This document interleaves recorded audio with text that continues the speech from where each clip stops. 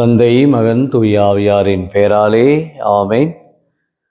இறை இரக்கத்தினுடைய நவநாள் ஜெபம், தொடக்க ஜெபம். இயேசுவே மரணத்தினால் வாழ்வின் நூற்றுக்கண் ஆன்மாக்களுக்காக பொங்கி எழுந்தது.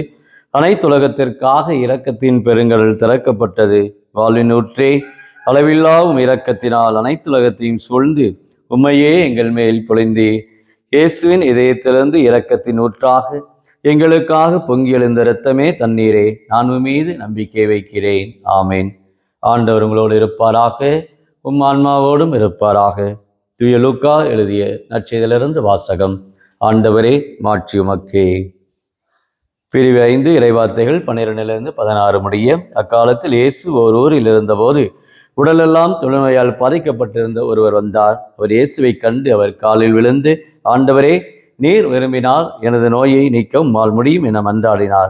இயேசு கையை நீட்டி அவரை தொட்டு, நான் விரும்புகிறேன், உமது நோய் நீங்குக என்றார். உடனே தொழுநோய் அவரை விட்டு நீங்கிற்று. இயேசு அவரிடம், இதை யாருக்கும் சொல்ல வேண்டாம். நீர் போய் உம்மை குருவிடம் காட்டி நோய் நீங்கியதற்காக மோசே கட்டளையிட்ட காணிக்கையை செலுத்தும். நீர் நலமடைந்துள்ளீர் என்பதற்கு அது சான்றாகும் என்று கட்டளையிட்டார்.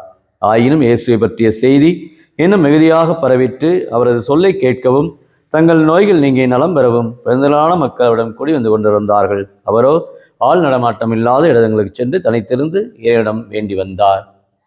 இது வாழ்வு தரும் கிறிஸ்துவின் நற்செய்தி. கிறிஸ்துவே உமக்கு புகழ். இறையேசுவில் பிரியமான இறை இரக்கத்தின் பக்தர்களே, இந்த வெள்ளிக்கிழமையிலே ஆண்டவர் நம் ஒவ்வொருவருக்கு அவருடைய அளவிழந்த இரக்கத்தையும் பேரன்பையும் நம் மீது பொழிகின்றார். இன்றைய நாளிலே ஆண்டவர் இயேசு நமக்கு அருமையான ஒரு இறை செய்தியை நம்மிடத்திலே குறிப்பிடுகின்றார். இயேசுடைய இந்த இறைத்தன்மையும் மனிதத்தன்மையும் நிறைந்தவராக இருக்கிறார் என்பதற்கு நீர், இரத்தம், தூய ஆவி என்ற இந்த அடையாளத்தை யோவான் ஆசிரியர் நமக்கு இயேசுவை பற்றி குறிப்பிடுகின்ற பொழுது நமக்கு சுட்டி காட்டுகின்றார். நீர் என்பது ஒரு தூய்மையினுடைய ஒரு அடையாளம். அகந்தூய்மை வாய்மையினால் அமையும், புறந்தூய்மை நீரினால் அமையும் என்ற கூற்றுக்கிணங்க நம்முடைய வாழ்வு இன்றைக்கு பரிசுத்தமடைய நாம் அனைவருமே நீரினால் இந்த திருமுழுக்கு அருட்சாதனத்தை பெறுகின்றோம்.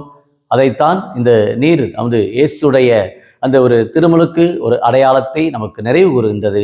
இயேசுடைய திருமுழுக்கினால் நாம் அடக்கம் செய்யப்பட்டிருக்கின்றோம். நாம் அனைவருமே அவருடைய அந்த திருமுழுக்கினுடைய அந்த வார்த்தைப்பாடுகளிலே வாழ்கின்றோம். இயேசுடைய பண்புகளை, இயேசுடைய விழுமியங்களை, இயேசுடைய மதிப்பீடுகளை நாம் பெறுகின்றோம் என்பதில் ஒரு அடையாளமாக நீரானது இருக்கின்றது. இதைத்தான் நாம் இயேசு படை வீரன் இயேசுடைய விழாவிலே குத்துகின்ற பொழுது இரத்தமும் தண்ணீரும் வந்தன என்று பார்க்கிறோம். அது இயேசு ஒரு தெய்வத்தன்மையிலும் அதே சமயத்திலே மனிதத்தன்மையிலும் அவர் வாழ்ந்தவர் என்பதை ஒரு அடையாளம்தான் அந்த நீரும் அந்த இரத்தமும். அந்த தூய ஆவியை நாம் பார்க்கிற பொழுது அது ஒரு அடையாளமாக இருக்கிறது. இயேசு தூய ஆவியால் நிரப்பப்பட்டவராக, இயேசு தூய ஆவியுடைய வழி நடத்துதலால் இயேசு அழகையை வென்றார். அவர் பாலை நிலத்துக்கு அழைத்து செல்லப்பட்டார். அந்த தூய ஆவியோடு அந்த அபிஷேகத்தால் அவர் நிரப்பப்பட்டார். திருமுழுக்கு அருட்சாதனத்தை அவர் பெறுகிற பொழுதும், இவரே என் அன்பார்ந்த மகன், இவருடன் நான் உரைப்படுகின்றேன், இவருக்கு செவிசாயுங்கள் என்று சொல்லக்கூடிய அளவுக்கு இயேசுடைய வாழ்வு அந்த தாபோர் மலை அந்த உருமாற்றத்தின் பொழுதும் இயேசு பரிசுத்த ஆவியால் நிரப்பப்பட்டவராக தன் வாழ்நாள் முழுவதுமே அவருடைய அந்த பணி செய்வதற்கு தூய ஆவியானவர் அவரை பலப்படுத்தினார். தூய ஆவி நிரம்பியவராய் அநேக புதுமைகளை அவர் ஆற்றினார். அதான் இந்த தூய ஆவியினுடைய ஒரு அடையாளமாக, நீராக, இரத்தமாக இயேசுவே இறைமகன், இயேசுவே ஒரு மீட்பின் ஒரு அடையாளம். என் சதையை தின்று என் இரத்தத்தை குடித்தாலொழிய நீங்கள் நிலைவாழ்வு பெற மாட்டீர்கள் என்ற யோவானுடைய கூற்றுக்கிணங்க இயேசுடைய அந்த நிலைவாழ்வை பெற வேண்டும் என்றால் இயேசுடைய இரத்தத்தினால் நாம் அனைவருமே கழுவப்பட்டிருக்க வேண்டும். முற்றிலுமாக நம்முடைய பாவங்கள், நம்முடைய குறைகள், நம்முடைய கரைகள் அனைத்தும் நீக்கப்படுகின்றது. அதான் இயேசுடைய அந்த இரத்தம், இயேசுடைய அந்த நீர், இயேசுடைய அந்த தூய ஆவி. இதுதான் நமக்கு இன்றைக்கு இயேசுவே இறைமகன் என சான்று பகர நிலை வாழ்வை நாம் பெற்றுக்கொள்ள ஆண்டவர் நம்மை அன்போடு அழைக்கிறார். அதுதான் நற்செய்தியிலே பார்க்கிறோம். தொழுநோய் என்று சொன்னாலே அனைவருக்கும் தெரியும். தொழுநோய் என்றாலே ஒரு தீட்டு. அது லேவியர் புத்தகத்தில் வாசிக்கிறோம் 13 அந்த 14 அதிகாரங்களிலே படிக்கின்றோம். தொழுநோய் என்று சொன்னாலே அவர்கள் தங்களை தீட்டு தீட்டு என்று சொல்லிதான் வெளியே வரும்போது அறிவிக்க வேண்டும். ஊருடைய ஒதுக்குப்புறத்திலே, ஊருடைய எல்லைப்புறத்திலே தான் அவர்களை வைத்திருப்பார்கள். தனிமையாக்கப்பட்ட நிலை, யாரும் அவர் பக்கத்தில் மனிதர் யாரும் அவர்கள் காண முடியாது. ஒதுக்கப்பட்ட நிலை, ஓரங்கட்டப்பட்ட நிலை, கைவிடப்பட்ட நிலை, தீண்டத்தகாத ஒரு நிலை. அந்த நிலையிலே இந்த தொழுநோயாளி நற்செய்தியிலே பார்க்கிறோம். இயேசு இடத்திலே வருகிறார். இயேசு அவரை கையை தொட்டு கேட்கின்றார், ஆண்டவரே நீர் விரும்பினார். பாருங்க, இன்னைக்கு நம்ம வாழ்வில் நான் நல்லா இருக்கணும், நான் இதை செய்யணும், நான் அப்படின்னு நம்மை மையப்படுத்திய வாழ்வு. ஆனால் இங்கே அப்படியே இல்லை தொழுநோய். அது என்ன சொல்கிற இயேசுடத்தில் பணிந்து காலில் விழுந்து பணிவோடு நீர் விரும்பினால் இந்த நோயை உம்மால் குணமாக்க முடியும் என்று சொல்கிறார். பாருங்கள், இயேசு சொல்கிறார், நான் விரும்புகிறேன், நீ குணமாக என்று சொல்கிறார். அப்போ கடவுளுடைய அந்த சித்தத்தை, உமக்கு சித்தமானால், உமக்கு திருவளமானால் நான் நல்லா இருக்கிறேன். இதுதான் நம்முடைய ஒவ்வொருடைய வாழ்வு ஜெபமாக இருக்க வேண்டும். இயேசுவே நீர் விரும்பினால், அது இந்த இறையிறக்க இந்த நவநாளிலே, இயேசுவே உம்முடைய விருப்பம், உம்முடைய சித்தம் என்னிலே நிறைவேற வேண்டும், உம்முடைய இரக்கம், உம்முடைய கருணை என்னை வாழ்விக்க வேண்டும் என்று ஒவ்வொரு நாளும் நாம் ஜெபிக்க வேண்டும். தொழுநோய் என்று சொன்னாலே ஒரு தீட்டு. அதைத்தான் நம்முடைய அன்னை தெரேசாவை பார்க்கிறோம். அந்த தொழுநோயாளிகளை அவர்கள் தொட்டு அவர்களுக்கு குணப்படுத்தினார்கள் என்று நான் பார்க்கிறோம். இன்றைக்கு அவர்கள் புனிதையாக வாழும் புனிதையாக இருக்கின்றார்கள். இன்றைக்கு திரு அவையில் அன்னை தெரேசா அந்த அளவுக்கு அவருடைய அந்த எளிமையான வாழ்வு தெய்வங்களை நாம் பார்க்கிறோம். டேமியன் என்ற அந்த ஒரு புனிதரை நாம் பார்க்கிறோம். அவர் தன்னுடைய வாழ்விலே தொழுநோயாளிக்கு பணி செய்து தொழுநோயாகவே வாழ்ந்து அவர் அப்படியே இறந்து விட்டார். தொழுநோயாகவே அந்த அளவுக்கு. அப்போ அந்த அளவுக்கு அந்த தொழுநோய் ஒரு தீண்டத்தகாத அந்த நோயிலே தங்களுடைய வாழ்விலே மக்களுக்கு பணி செய்திருக்கின்றார்கள்.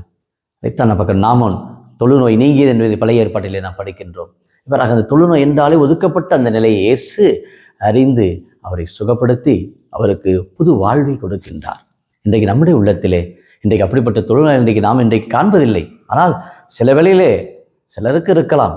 ஆனால் நம்முடைய உள்ளத்திலே இன்றைக்கு நிறைய பேர் தொழுநோயோடு இருக்கிறோம். இன்றைக்கு கோபம் என்ற ஒரு தொழுநோய், இன்றைக்கு வைராக்கியம் என்ற ஒரு தொழுநோய், இருமாப்பு, ஆணவம், நான் தான் என்ற அகந்தை சில பேருக்கு இன்றைக்கி தொழுநோயாக இருக்கிறது. இன்னும் அது ஆறாமல் இருக்கிறது. இப்போ இயேசுடத்தில் வந்தால் தான் இயேசு என்ன செய்வார்? நிச்சயம் நம்ம அந்த தீய கட்டுகளிலிருந்தும் தீய சாபங்களிலிருந்தும் மனக்குமுறலிலிருந்தும் மன உளைச்சலிலிருந்தும் அந்த தொழுநோய் இன்றைக்கு பீடித்து போய் கிடக்கிறோம். இயேசு இந்த தொழுநோயை நம்ம நீக்க வேண்டும் என்றால் இயேசுடத்தில் நாம் பணிவோடு கேட்கிற பொழுது இயேசு நம்முடைய உள்ளத்தில் இருக்கிற எல்லா தொழுநோய் கசடுகளை, பாவங்களை, குறைகளை எல்லாம் இன்றைக்கு ஆண்டவர் நீக்கி நம்மை சுகப்படுத்தக்கூடிய ஆண்டவர், இந்த இறையிறக்கத்தினுடைய ஆண்டவரிடத்திலே இந்த நாளில் இந்த யூடியூப்ல ஜெபிக்கிற அநேக குடும்பத்தார் நோய் நீங்க, சாபம் நீங்க, கரை நீங்க, பாவம் நீங்க என்று ஒப்புக் கொடுக்கிற ஒவ்வொருடைய உள்ளத்திலும் ஆண்டவர் இன்றைக்கு சுகப்படுத்துகிறார். அந்த தொழுநோயை சுகப்படுத்தியது போல இன்றைக்கி நம்முடைய வாழ்விலும், நம்முடைய குடும்பத்திலும், நம்முடைய சமூகத்திலும் நிறைய தீய சிந்தனைகள், கெட்ட சிந்தனைகள் இன்றும் தொழுநோயாக காலமாக இன்றும் இன்றும் மாறவில்லை. பாரம்பரியமாக இன்னும் தொழுநோய் பீடித்தவர்களாகவே நம்முடைய முற்சார்பு எண்ணங்கள், நம்முடைய குறைகள், நம்முடைய வாழ்வில் இருக்கிற எல்லா மற்றவர்களை கரைப்படுத்தக்கூடிய விதம், மற்றவர்களை அவமானப்படுத்தக்கூடிய அந்த விதத்தில் இன்னும் தொழுநோயாகவே வாழ்ந்து கொண்டு இருக்கிறோம். சமூகமும் இன்றைக்கு தொழுநோய் நிறைந்த சமூகமாக சில இடத்திலே இன்னும் போர் நிறைந்ததாக, இன்னும் வைராக்கியம் நிறைந்ததாக, மற்றவர்களை மன்னிக்காமல், மற்றவர்களை ஏற்றுக்கொள்ளாமல், மற்றவர்களை புரிந்து கொள்ள முடியாமல் தவிக்கின்ற அநேக பேர் இன்றைக்கு தொழுநோயிலே பீடிக்கப்பட்டு இருக்கிறோம். அதை விட்டு வருவதற்கு இயேசு இடத்துல வருவோமா? இறையிறக்க ஆண்டவர் நம்மை தொட இருக்கிறார், நம்மை குணமாக்க இருக்கின்றார். குணமாக்கும் ஜெபத்திலே பங்கெடுப்போம். இயேசுவே, உம்முடைய தூய ஆரோக்கியமான திருரத்தனுடைய நலிவுற்ற உறுப்புகளுக்குள் பாய்வதாக, உம்முடைய தூய ஆரோக்கியமான திருவுடலினுடைய பலவீனமான ஆரோக்கியமற்ற உடலை உருமாற்றுவதாக. உண்மையாகவே இது உமது பரிசுத்த சித்தமானால் ஒரு ஆரோக்கியமான வெள்ளனுள்ள வாழ்வினில் பெருக்கெடுத்து ஓடட்டும். ஆமீன். ஜெபிப்போமாக. அன்பின் பரலோக பிதாகப்பா இயேசுவே, இறையிறக்க ஆண்டவரே, இந்த வெள்ளிக்கிழமையிலே ஜெபிக்க வந்திருக்கிற ஒவ்வொரு உள்ளங்களிலும், ஒவ்வொரு குடும்பத்திலும் இருக்கிற எல்லா தொழுநோய் நிறைந்த கெட்ட துர்க்க குணங்கள் அனைத்து முற்றிலுமாக மாற்றுவீராக. உம்முடைய பரிசுத்த, உம்முடைய இரக்கம், உம்முடைய பரிசுத்த வல்லமை ஒவ்வொருவரையும் இந்த நாளிலே ஆட்கொள்வதாக. உம்முடைய இறையன்பு, உம்முடைய பிறரன்பு நிறைந்த செயல்கள் இந்த நாளிலே ஒவ்வொருடைய உள்ளங்களிலும் ஊன்றப்பெறுவதாக.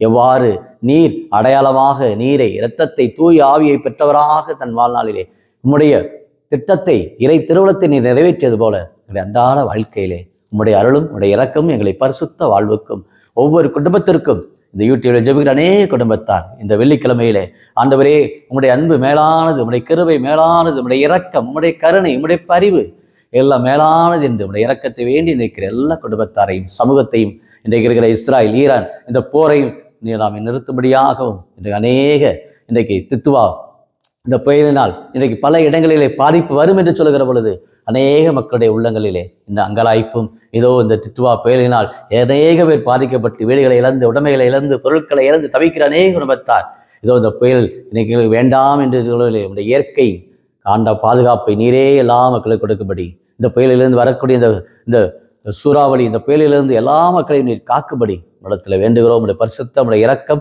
உம்முடைய கருணை, உம்முடைய பேரன்பு இந்த வெள்ளிக்கிழமையிலே ஜெபிக்கிற ஒவ்வொரு உள்ளத்திற்கும், குடும்பத்திற்கும், எல்லா மக்களுக்கும் அமைதியும் சமாதானமும் நல்லுறவும் நீரே இரட்சகராக, நீரே ஆண்டவராக, இயேசுவே மெஸ்ஸியாவாக, இயேசுவே இறைமகனாக, என்றும் எங்கள் உள்ளங்களிலே வெளிப்படும்படி, குடும்பங்களை ஆசீர்வதிக்கும்படி, இறை இரக்கத்தின் ஆண்டவர் பலப்படுத்தும்படி கிறிஸ்து வழியாக உம்மை மன்றாடுகிறோம். ஆமென்.